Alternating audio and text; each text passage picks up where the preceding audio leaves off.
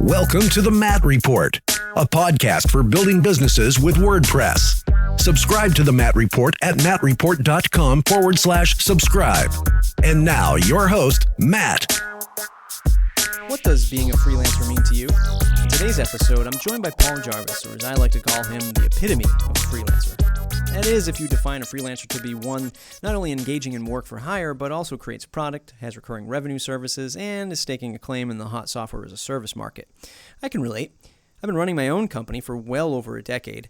I employ a small team, have hundreds of clients, thousands of product customers, and still consider myself to be a freelancer. I say that because I am not married to one type of work.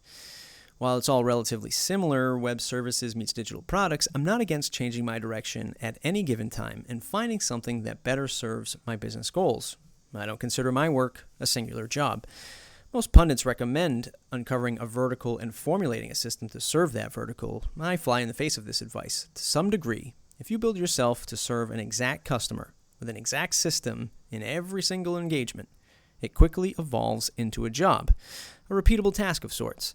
What I enjoy about being a freelancer for hire is every engagement is new. It is a means to use the creative chaos of wrangling in a new project and getting paid for it, a salary that you determine as the freelancer. Learn from Mr. Jarvis. The buck doesn't stop with client services, God help you. The new age freelancer should be agile, creating new revenue streams, different from trading time for dollars. For some, it's creating a course. For others, creating a private membership of like-minded people. Further, whatever your digital product might be, it doesn't stop with just one, but too many. Some will fail, others will skyrocket, most will be fairly mediocre. And that's okay, it's why you need to focus on the sales cycle. Oh, you hate marketing? You're not good at it? I'm sorry, but I hope you know by now that you don't subscribe to Build It and They Will Come. In my interview with the freelancer, we'll chat about what it takes to stand apart from the crowd, create engaging content, and embrace the salesperson within. It's not just about making products anymore, but breaking through the noise barrier that is the Twitter sphere or meme-laden Facebook feed. I've said this a million times, if you're not a big brand, you're up against every GIF, meme, or link shared on the internet, including but not limited to new Netflix releases, BuzzFeed articles, or even Kevin Hart on Instagram. All grabbing for your potential customers' eyes, stealing the attention you need to sell your stuff. You might not like this, but I don't think making products and selling digital products as a part-timer is going to work much longer. The more of us freelancers flood the market with content to consume and products to purchase, the more the bar is raised. You either need a kick-ass quality product or to be a tremendous marketer with an even more engaged audience. Put it this way, I've been producing a podcast for the last 3 years, publishing engaging and opinionated WordPress-related audio and video, and I rarely sell anything of mine on the show. Of course, that is until I tried to sell 12 t-shirts in 2 weeks, and I barely made it past the finish line with 2 days to spare, which boils down to this. No one really likes my t-shirt. Number 2, I don't think the market is ready for it. Number 3, no one gives a damn. And number 4, my audience, divided by my product market fit, really only equals 12 sales. But what the hell do I know about selling t-shirts? Nothing really, I'm just happy that it's going into production. All of this is to say, even with the audience and a product made, you can't always win big.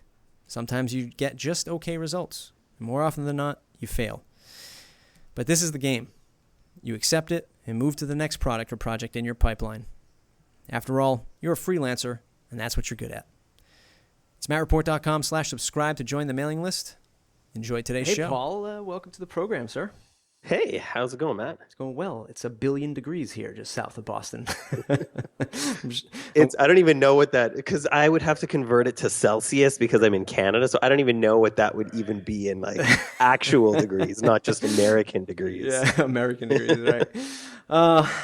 So, Paul, for folks who don't know in the audience, how do you make a living in this world? Well, Matt, I have no idea currently how I make a living. I do a lot of different things. So I guess from top to bottom and briefly, most of my income and most of my living comes from making and teaching online courses. So I teach a course called the Creative Class, which is the business of freelancing. I also teach a fairly new course called Chimp Essentials, which teaches people how to use their mailing list for their business to drive revenue, audience growth, that sort of thing. I was previously, for a very long time, a designer and a developer, and I've been using WordPress since pretty much the beginning of WordPress. And I have they've sent me lots of t-shirts over the years. So I have lots of WordPress t-shirts, and I love my WordPress t-shirts. I also host 2 podcasts, and I write a newsletter called the Sunday Dispatches, which I send out every Sunday to whoever listens or whoever feels like reading it. That's awesome. You know, yeah. I just realized something. What is up with you Canadians and just being so awesome at online courses? I have you on the show. I've had Wes Boss on the show, who's nice. Yeah, his stuff is awesome. And I've had Justin Jackson on the show. I mean, you guys are just cranking it out with awesome digital products. And we all know each other. I'm talking to Justin in an hour. Like, we all know each other too, because it's Canada. That's right. It's a small place. It's a small place. Your recent episode that went out in the newsletter, and of course I subscribe to you on SoundCloud, is where I listen to you most often. It's called The Advice Gold Rush, or this episode was called The Advice Gold Rush. And you hit my biggest frustration nail right in the head, not on the head. In the head. Mediocrity in the online and digital product space. Because on the surface it looks easy, which creates that rush, as you refer to it, as a rush of people to it.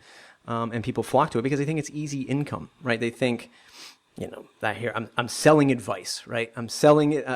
I've been doing this thing for 6 months. I know what I'm doing. I know what I'm doing. I'm going to go read about it on Medium. Right. I just want to set the stage because people who follow me know I sort of rant about this all the time. What I do is I take screenshots of all these landing pages that bombard me on Facebook. Like, I purposely click on them so I could get retargeted, so I could see the next piece of shit that comes out. Exactly, and you're costing them money as well. Right, and I'm costing them. I never thought about that. That's actually that's kind of evil. But I set the stage for this discussion because I love it. But my brother runs a membership site too. He was a full-time developer, went to contract, and they're sort of cutting off his contract. So now he needs to sell his membership stuff. Like, he's got no choice now because he needs to make money. And he's realized that over this course of this year and a half he's been running his membership site, he hasn't really need to sell. He hasn't had this momentum to sell because he has a day job. And I feel like so much of this mediocrity that we see in the online digital marketing space is because people are like, I don't really. If I make money, it's good. I don't really need to make money, so I'll just throw this piece of crap out there and see what I can get. Can you? So even if you're repeating what you spoke about in your podcast, in the Advice Gold Rush, I mean, what is it about this ecosystem that we find ourselves in? Yeah, so I think there's kind of been a rush to, because and I've been doing this for so I've been working for myself for 20 years. So I've seen a lot of things come and go. Just interesting. And I actually like looking at it kind of long-term view. But in the beginning of working for yourself, like when I started working for myself in the 90s, people didn't even know what that really meant. Like, I was doing design and development, and they're like, well, so you work like at an agency sometimes, or like, what's your day job working for yourself? And it's like, it doesn't even make sense. And then everybody flocked to freelancing, which I think is awesome. I also teach a course on that, so it's definitely beneficial to me and my ends. But now it seems like, so that was kind of, people flocked to like the gig-based economy, as Seth Godin calls it, and flocked to like services for clients, which a lot of people did and still do. But now there's this sort of like shuffle over to selling advice. So freelancing is no longer cool.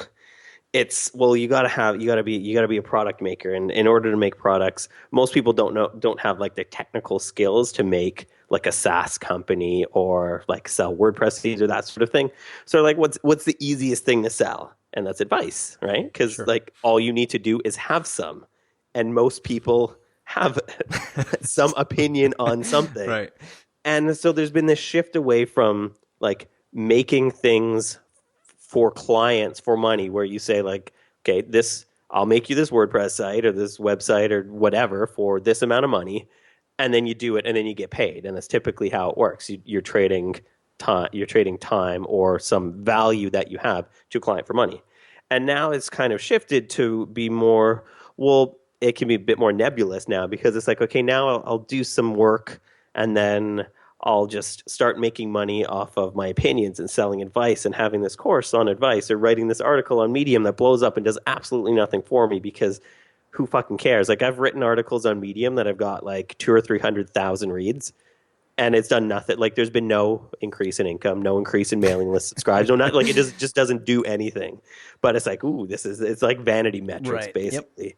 So it's kind of it's moved, and I think advice is harder to sell than creative work. Like creative work is easier to sell. It's not easy to sell. It's easier to sell, and I corrected myself because you have a skill that somebody else doesn't. Therefore, that skill is valuable, and they will pay you to do that skill. Like web design or writing or programming or that sort of thing. Whereas advice is just like, I know some things that you could probably Google on the internet, and I learned them over the last couple months, and people kind of, and I think the problem with advice isn't advice itself. It's this rush into selling advice that it kind of rubs me the wrong way, where people are like, well, I'm an expert at this. And it's like, really? You read about it or you learned about it from somebody else secondhand. And it's weird because advice is like this, and I think this is what I wrote in the article when I said on my podcast, was advice requires a critical mass of belief, which is like domain expertise or authority. And it's hard to get that quickly. Like it's hard to have like a one-hit wonder article or like social media post or something that builds into this, like, okay, this person is now like the domain authority at this, and therefore I will buy their $600 course and subscribe to their $100 a month mastermind membership, which people paying for mastermind groups, it just, that also rubs me the wrong way. I'm actually in a mastermind group with Justin, and that's why I'm talking to him in an hour, but we don't pay each other to do that. Sure. We just jump on the phone and chat. Yeah. Which makes sense. Yeah, I never understood that. I never understood paying to be in a mastermind. People said it caused you to just, I guess, invest more, probably literally, giving money into this. Yeah, exactly. But I think, I mean, to me, mastermind groups seem like a group of peers that are at about the same place that just need to bounce ideas off each other. Otherwise, it's like group consulting, which should actually be cheaper. Sure. Yeah. Yeah, it should be. I just don't get it either. It does rub me, people that 30-second entrepreneur who just throws the label on their, Facebook profile. Look, I work at a co-working space every now and again. I actually have an office that I pay for where my team is as well. But, God, I hope she's not listening. But there's this girl that's in there, woman now, I guess, and recently launching a Facebook page, and it's like entrepreneur, business coach, lifestylist, and marketer. And then after all of those headlines, there's sub-headlines that say, "We'll develop business plans, copywriting, marketing, Facebook advertisements." And then, if that's not enough, I saw her tweet the other day that she's also a pedicab driver down on this island. And I'm just like, all of the things. How do you do this, right? You are not any of them.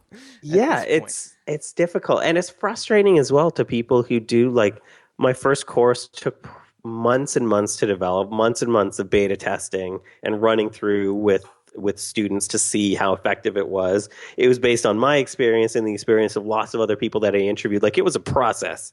And I see people pumping out online courses in like a few days and charging more than like some of my courses. Right. I'm like, really? But then it doesn't work out anyway, so it kind of sorts itself out. Right. And this is actually one of the questions I had here. Was that first course for you the creative class? I think that was my first course. Well, I had a couple email courses that were just free. Well, I got paid by sponsors to make them, so it was free to consumers. But yeah, that was my first deep dive into courses. So my question here is, can you explain sort of maybe the launch process of what it takes to launch something like your recent Chimp Essentials versus maybe what you did in the beginning with the creative class, like differences in structure and creating the content or overall mindset? Like, what did you learn from that first course that you applied to say, Chimp Essentials? It was kind of, a lot of it was the same. So I changed a couple tech things. Like, I'd use a different membership plugin for WordPress. Sure. But I still use Stripe and MailChimp. Yep. Obviously, I use MailChimp because I teach a course on Chimp Essentials on MailChimp. Which plugin did you use? Because I'm sure my audience would Restrict Content Pro from Pippin. Yep. I love Pippin, and his whole team are awesome. When I launched Chimp Essentials from March 1 to March 31, if there's 31 days in March, I probably had about 30 emails to their support team, just asking questions. And because I'm also a developer, I was trying to make it do things that I just wanted it to do that weren't like stock features. They like it cost that like there were so many email threads that I had with them, and they gladly answered all of them so quickly. And I was like, okay, this is, and I think I got like the one down from Lifetime. I probably will upgrade to Lifetime. So it was like $200, and I had so much of their support's time.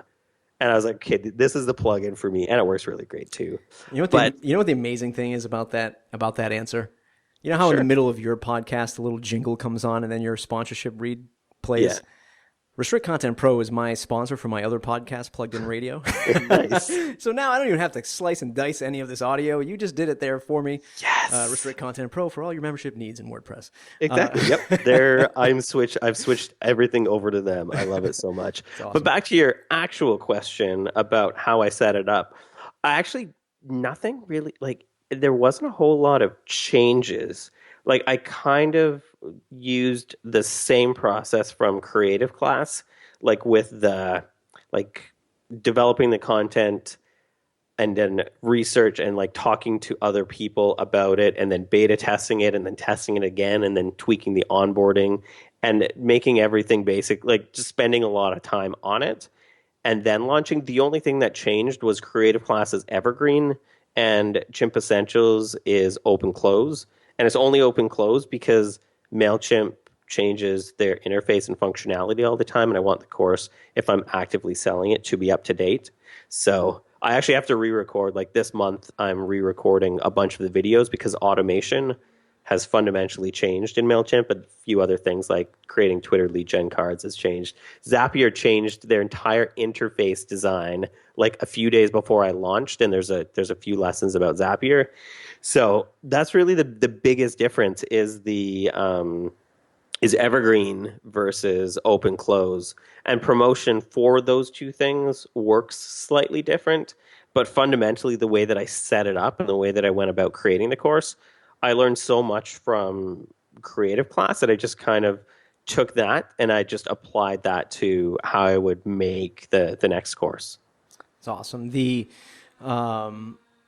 next question that I have for you on this is, one of the things that I admire about sort of Justin Jackson, and maybe this is just a little bit of sort of side note here, but I feel like he sort of does like these little micro launches to stimulate interest, to stimulate the list. Is that something that you apply in your business as well, or at least maybe attempting to now moving forward? I definitely figure out interest and all of that way before I start making the course. So I'll write articles on the topic, see how well they're received. That's actually, what I was getting at. Yes. Yeah. I'll do little surveys in my emails, and MailChimp is so great for that, where you can just insert a simple poll by typing like 2 merge fields. And it's just like, yes, I'm interested in this. No, I'm not. And I get a pretty good pulse of my audience from that.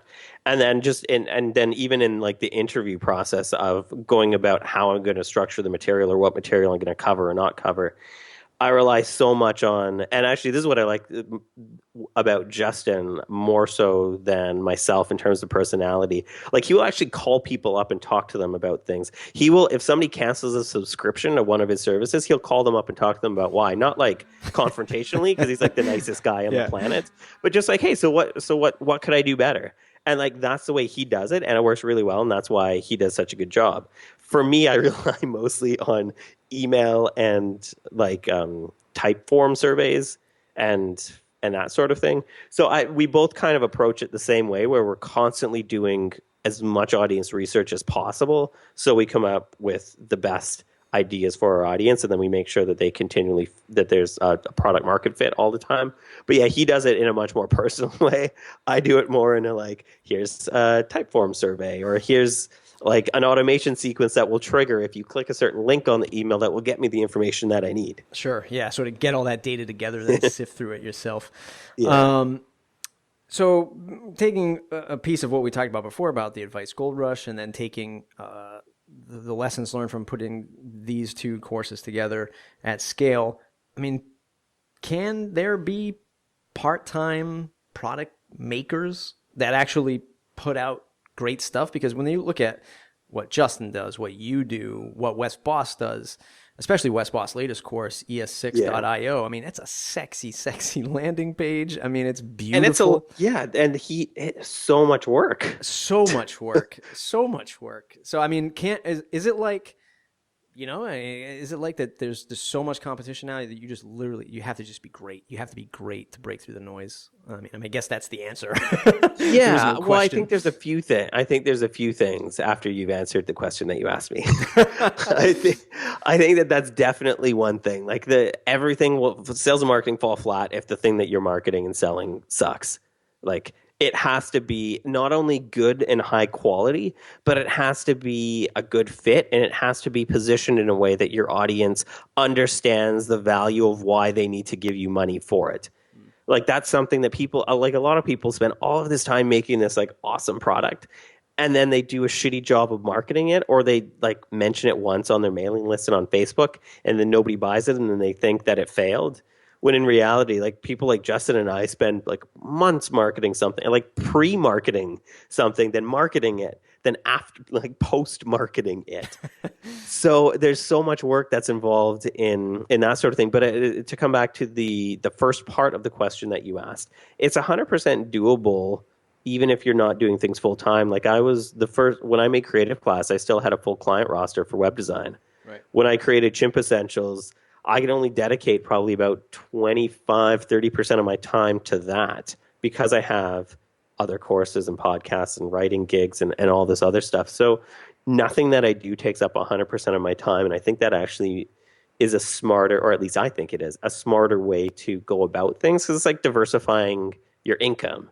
Like, you never want to be putting all of your eggs in one basket. And this is why I think that even people that work for companies should have side projects if they're legally allowed to. I know some places you can't, which they're mean, but I think that it's always a good idea to have a diversification of income streams, because then if something's not working out, then you've got other things. And that's why, like, it's never, and I think it hopefully comes across in the way that I market this stuff. It's not like pleading. It's not like I need this to work or else I'm screwed, like, or else I can't pay my mortgage, because there's always other things that are happening. There's always other things that I'm working on. There's always other things that are generating revenue, because I don't know for sure. And this comes back to what we were talking about in the beginning. Like, I don't know for sure. I can do all the research and interviews and surveys, and I don't know for sure if it's going to work. Right. It's just possibly slightly more likely to work because I've spent so much time creating an audience and developing a relationship and trust with them and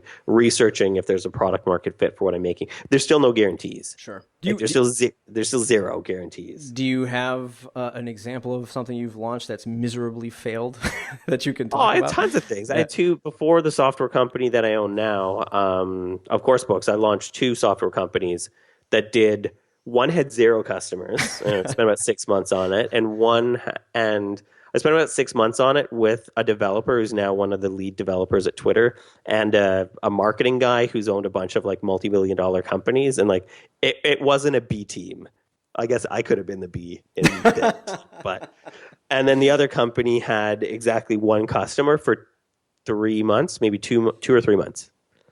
And then even, I think it was last year, it might have been at the end of the year before, I launched a course called Unlost, which just, I think we maybe did like $2,000, $2,500 in sales, which if this is what's supporting your income, that isn't, and I had to split it with somebody else, then that's not really, like, a lot of people would love to make $2,000 on a course, but if that's where your income's coming from, then that doesn't really do well. And the other courses, compared to the other courses that I do, that's like, that didn't even make a blip in things. So yeah, I've done lots of things that have completely tanked. So sometimes articles I write to my mailing list. Yeah, not to laugh at that failure, but I laugh at it all the time. It's funny. So developers are funny. You as a recovering developer, especially in the WordPress space, and a lot of what you just said before about developers just not not even just not doing the marketing, which is a terrible sentence. Not even just they haven't even made the leap to try marketing. They don't know where to begin. They don't know how to do it. They just want to be busy building, the code and clean code and tab spacing and so on and so forth. In my circle, I run with a lot of WordPress developers, and all they tell me is they need help marketing. They need to make the leap to bring, their plugin from 1,000 active installs to 10,000 active installs. But what I've found are developers, even in WordPress, even in the world of open source, they're the last people on earth that wants to work with somebody else, because it's always, I got to do it my way. I have to have complete control. Not many of them that I found have been super open to collaboration, at least on the business side of things. Yeah. Which is where I think they really need it, is to make these sort of collaborative efforts together to either cross-promote, cross-sell. But any other words of wisdom for developers to sort of break out of that shell? Maybe some eye-opening advice for them specifically, for a developer? Yeah, I mean, I'm kind of in the same place where I have to do everything myself. I could host my courses on Teachable or Teachery or some awesome course platform. I'm not. I need to develop the WordPress theme from scratch based on designs that I come up with. Install the plugins. I've written a couple plugins for Restrict Content Pro because it does what it does perfect, but I wanted it to do just a little bit more. So I totally get that. And the way that I kind of approached sales and marketing was that I needed to learn how to, because I wasn't going to hire somebody to do that. But I needed to, if I wasn't going to do that, I had to learn how to actually do that. I had to figure out how that would work for me and my business. So that's why I do things that's just why developers hate adding documentation to their code. It's I just rather be coding. Yeah. But all of these things, if you're going to do something on your own, you need to wear all the hats.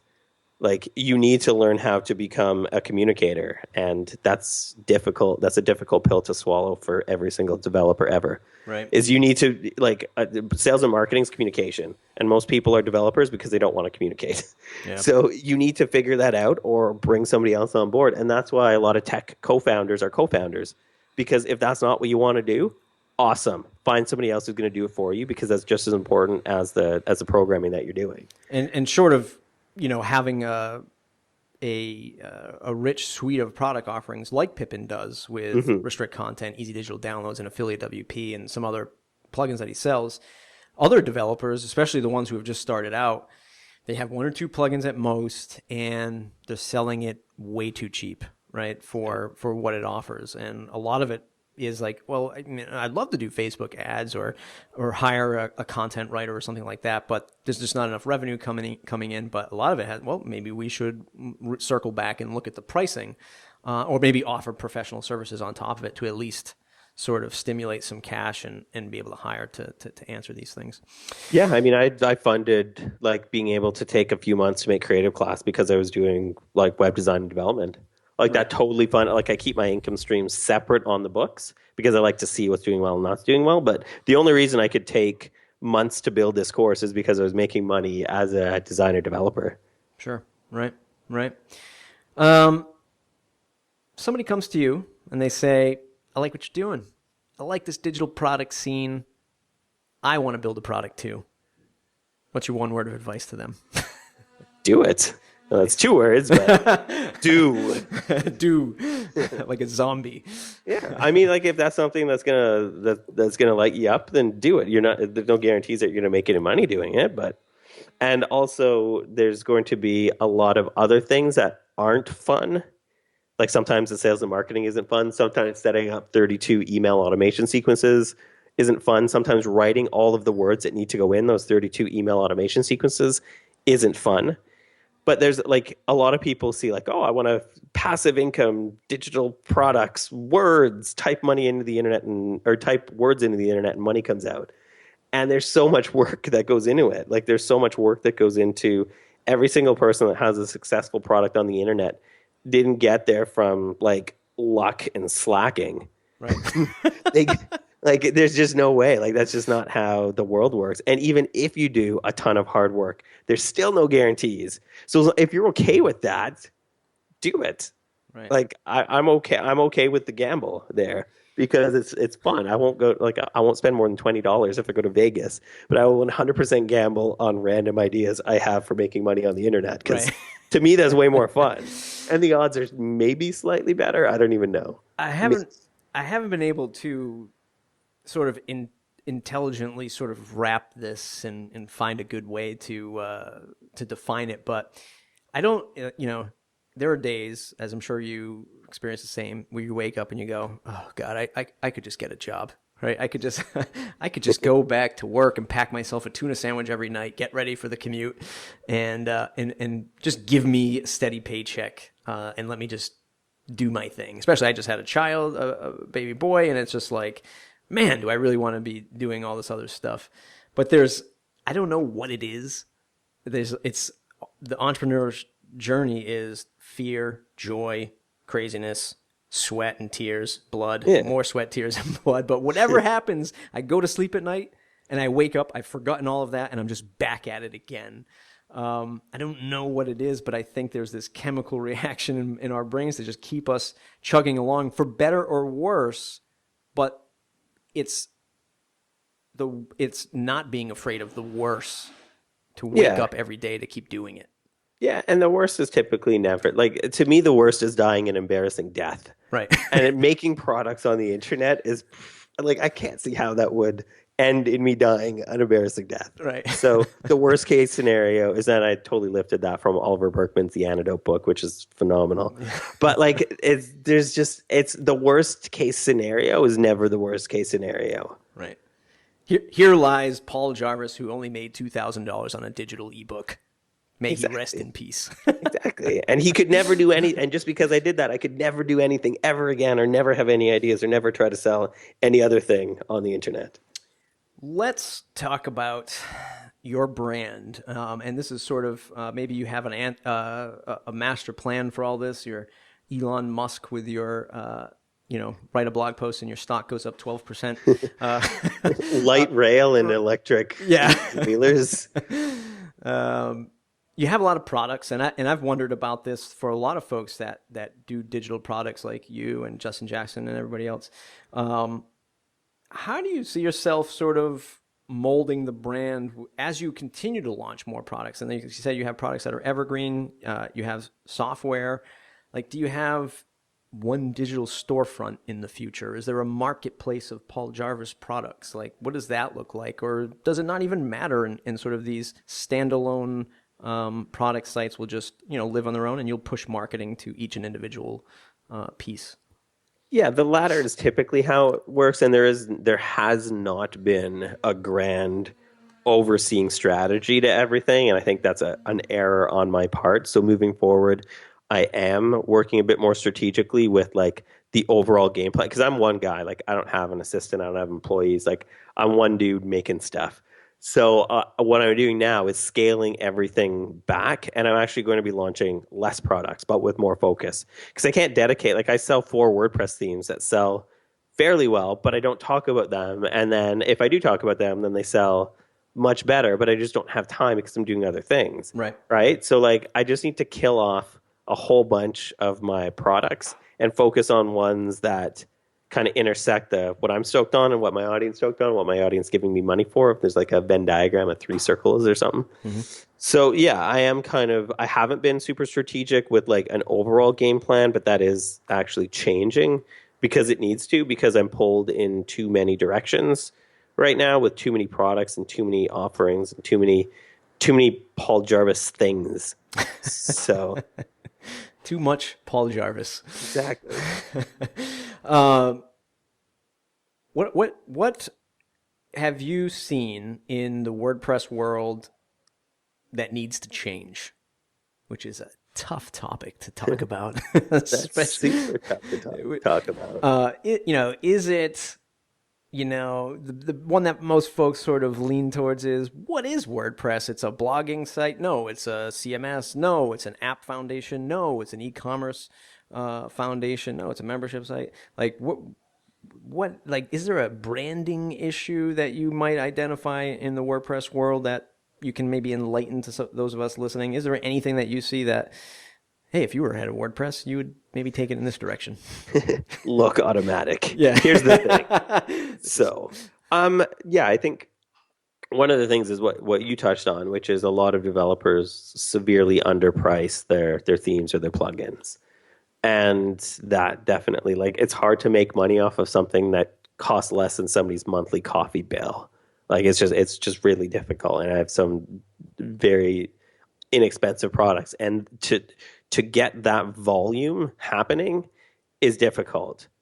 And even like an example is I before I started making courses and that I was writing books, and I sold a lot of books, and I've sold one of the books that I wrote sold over 150,000 copies, which sounds cool, but if you make less than $1 on that book, then it's not that, and then Amazon keeps a bit because I'm Canadian, and then the government like it just chips away till it's almost no money. But then if you have a course that's like, say, $300 and you sell a couple thousand copies of it, then you've like 20-30x'd your revenue of selling a few thousand things versus like over 100,000 things. So I think that's definitely one of them.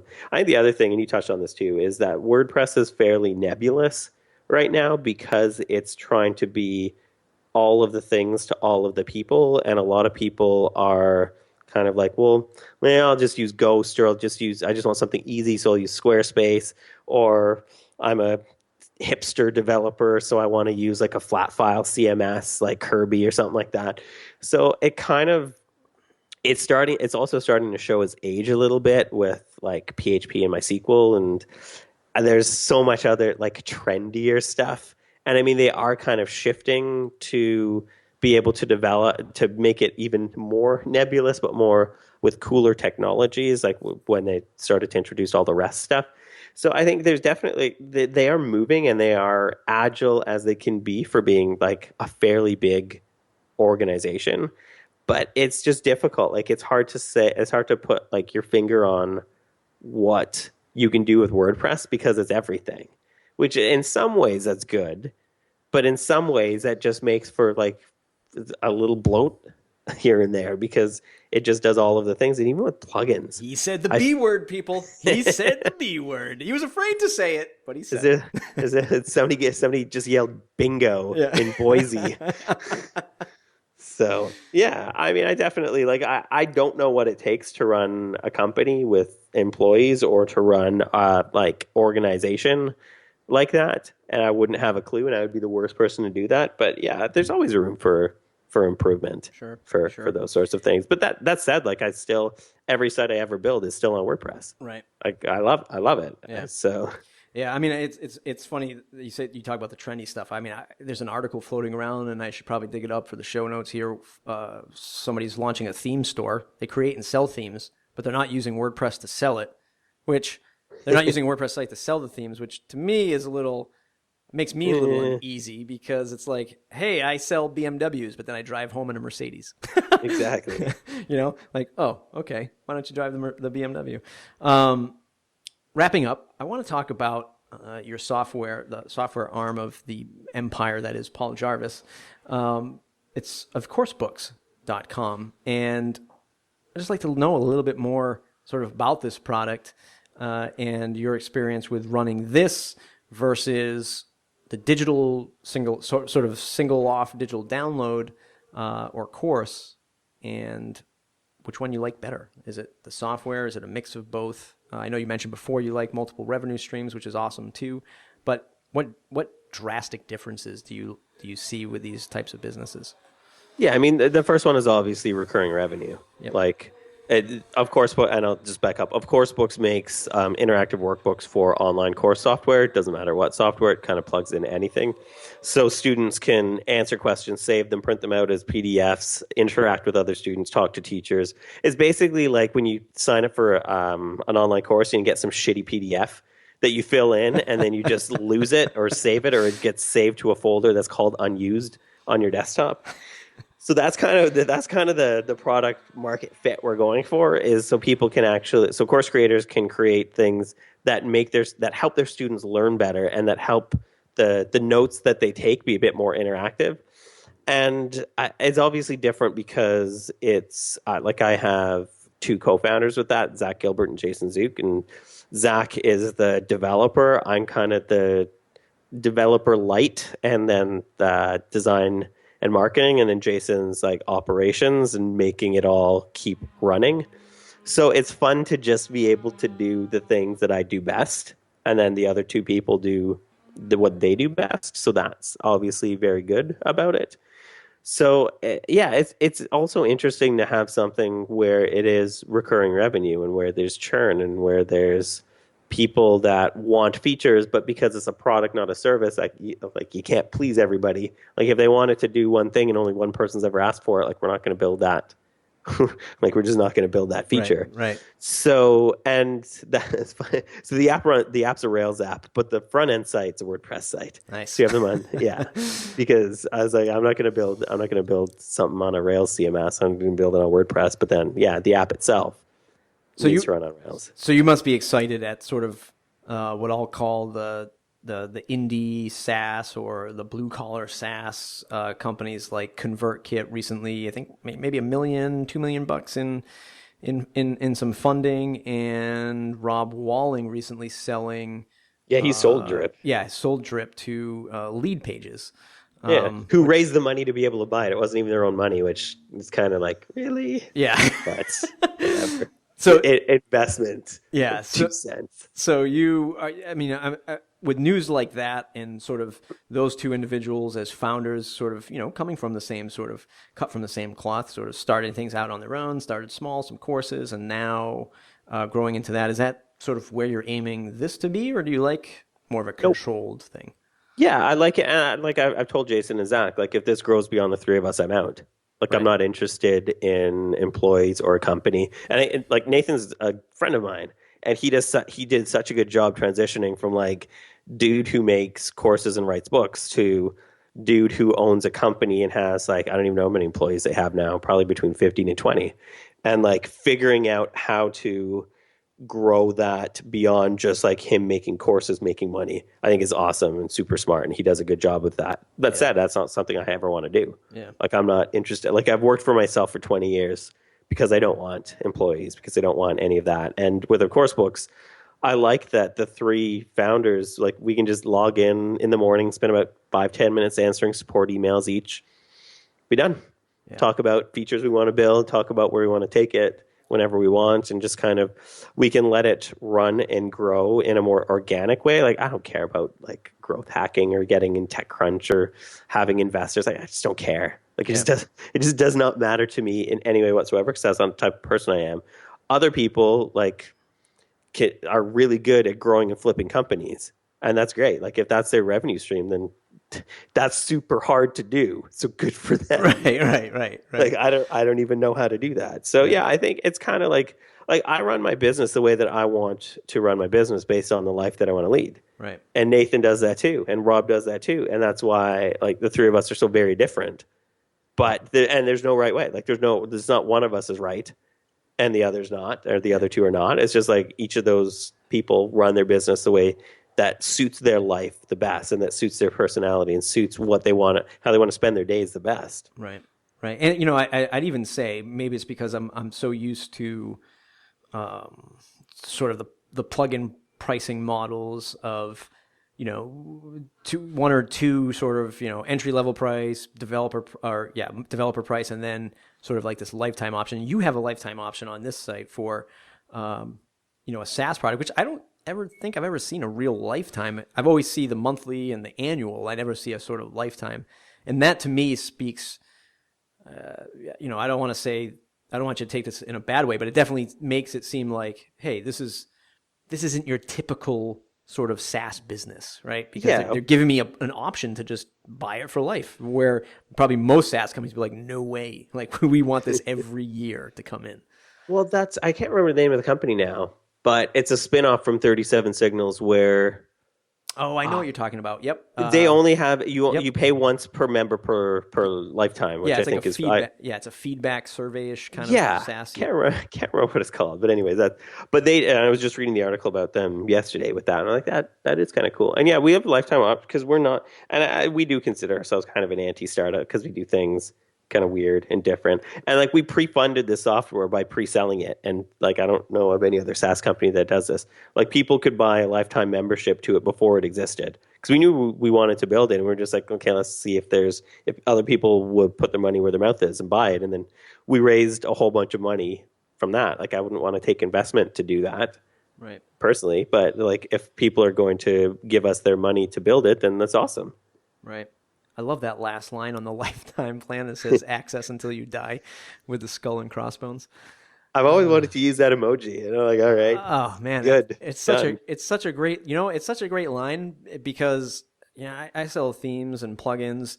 And I get this question: what does the lifetime option mean? What does the unlimited plan mean? It means you have it until you die. That's what it means. Exactly. Like, there's no questions. Or until the three of us die, which Right, might be in fine print somewhere. But like, yeah. And Jason actually, because he has a software company called Teachery that lets you build online courses, and he's the same. He has the lifetime option. He actually sold his future last year as well. Speaking of lifetime options, that's like the biggest lifetime option possible. Yeah, I did see that. I forget where I was, on one of the podcasts that I listened to. I heard him say that. That was pretty amazing. Paul Jarvis, this has been an amazing conversation, sir. I can't thank you enough for taking the time to speak to us, speak to our audience, learn a little bit something new in the marketing space, the product space. And now that I think about it, this entire season, season 3 of the Matt Report has been just bombarded with membership stuff, and it happened coincidentally. So thanks for taking the time, sir. Where can folks find you on the web to say thanks? Cool. Yeah. Thanks, Matt. Google Paul Jarvis. The first couple pages of that little software company. Yes, don't let him die. Don't let him die only selling $2,000 worth of a PDF. Exactly. Paul, thanks for taking the time. Everybody else, mattreport.com/subscribe. Join the mailing list. Head on over to Plugged In Radio, where we're talking all about WordPress tutorials for plugins and services. And that's also at youtube.com/plugintut. Thanks, everybody.